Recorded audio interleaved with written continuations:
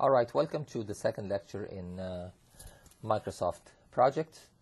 And basically in this lecture we're going to learn about calendars. What are calendars? How can we modify calendars? How can we add calendars? How do we assign different calendars to different activities and schedule the project accordingly?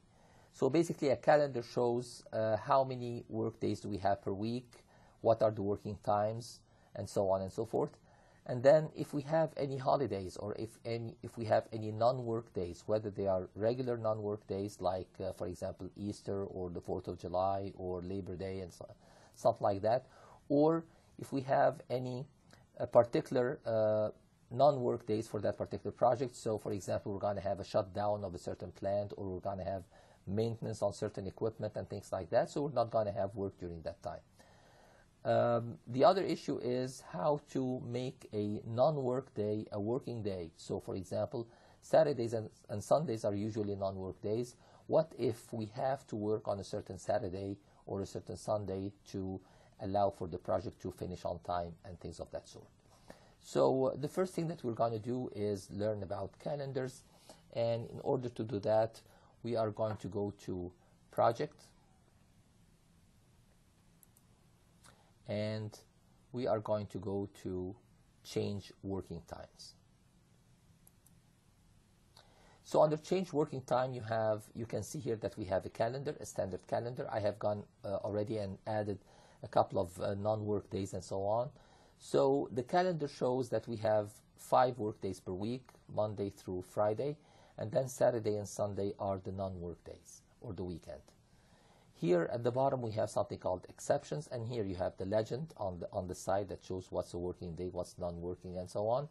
And then here we have the exceptions. If I want to designate a certain day as an exception, so if it is a working day and I want to make it a non-work day, or the opposite, if it's a non-work day and I want to make it a working day.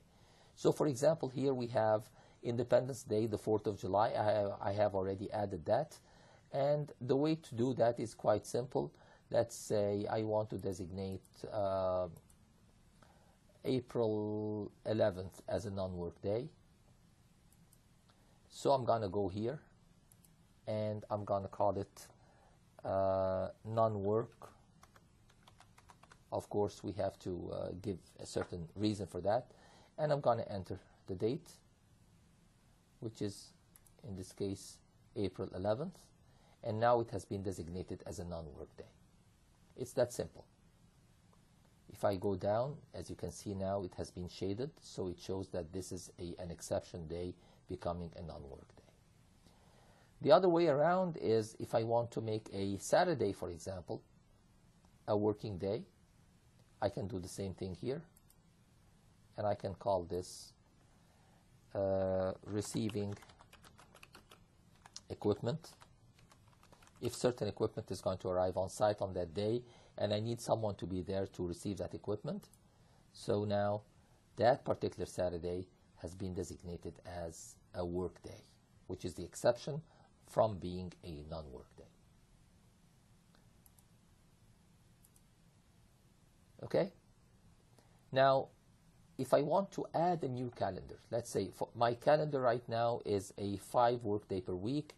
Let's say I want to add another calendar, and I'm going to call it, I am going to create a new calendar, and I'm going to call it 6 day. Basically, this calendar is going to be a 6 working day per week, and I'm going to make an exact copy of my standard calendar. Instead of adding all the holidays and the non-work days and so on, I'm just going to make a copy, and then I'm going to modify that as well.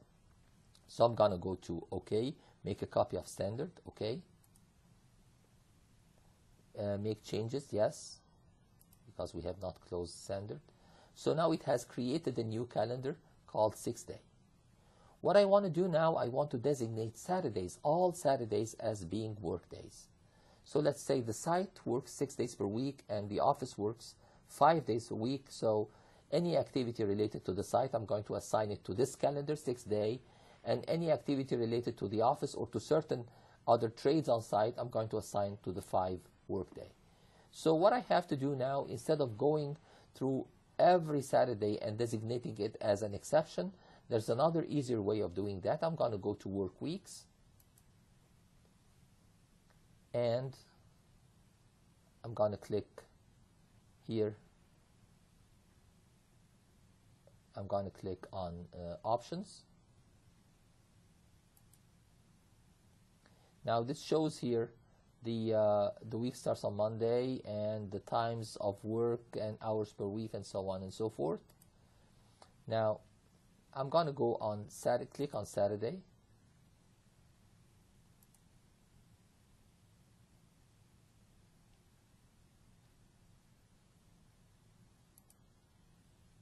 And I'm going to click on details. Now it shows the 7 days of the week. I'm going to click on Saturday. So this is going to apply from now on to all Saturdays in this calendar. And I'm going to click on set days to these specific working times. I want to designate what is going to be the working time on Saturdays. So we're going to make it a regular work day. So we're going to start at 8.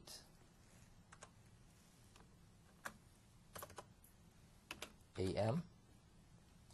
2, it's going to be 12.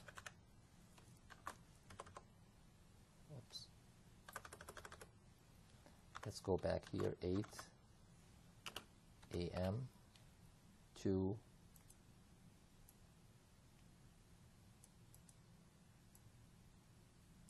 12. And we're going to make that p.m.